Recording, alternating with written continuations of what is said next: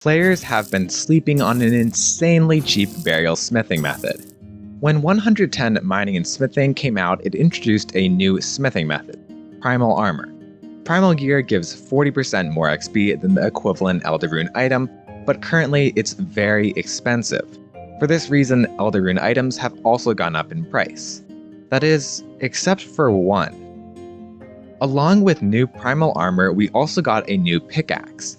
This means thousands of players are removing their Elder Rune +5 pickaxe, dumping it on the GE, and swapping to a Primal +5. Over the past few weeks, I have personally collected over 700 of these unloved pickaxes for 1 million GP or less.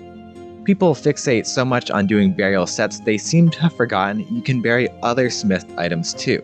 The pickaxes give 32k XP each as a burial item, which then doubles to 64k on double XP week. That's about 15 GP per XP less with good buffs.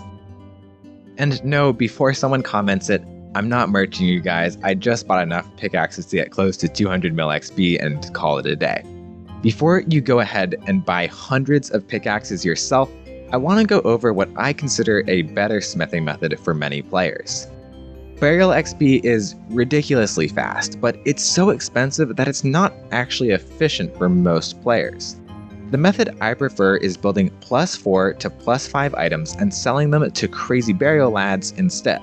For example, buy a +4 Primal Gauntlet for 800k, upgrade them with 16 Primal Bars you buy for 650k, and then sell the +5 gauntlets for 1.5 mil. That's 22k fast smithing experience for a profit.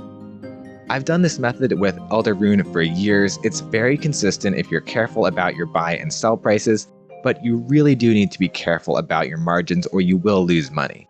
Even if you're less careful, this method usually gives pretty decent XP for only a slight loss. Compared to burial, that's a huge win for most people. The second most important question is, how does this stack up to burial from an XP per hour perspective? Basically, the worst option is +4 to +5 Elder Rune.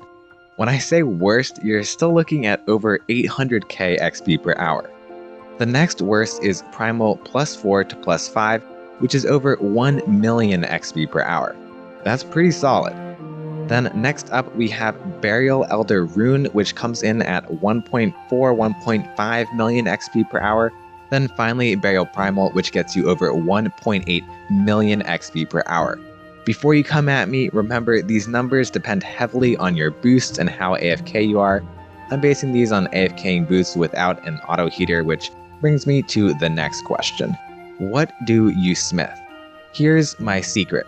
If you want to fully AFK without losing stacks of cash and XP per hour, keep the auto heater in the bank and make either boots or gauntlets if you're doing +4 to +5. I usually find boots are better profit, but for Primal it's been gauntlets for a bit, but honestly they're very close, so it doesn't matter that much. It's easier than ever to make these in bulk now with the updated smithing interface, so just create a full inventory and go for a 15-minute walk. If you'd rather do burial armor, I have some good news. Because burial equipment smiths faster, you can AFK for the full Elder Rune pickaxe without having heat issues, assuming you use superheat form. I'd use this currently as it's so cheap and so fast compared to everything else. Doing sets is slightly more XP per hour, but currently it's just such a loss compared to those picks, it's not really worth it. If you are doing Primal, I would use sets.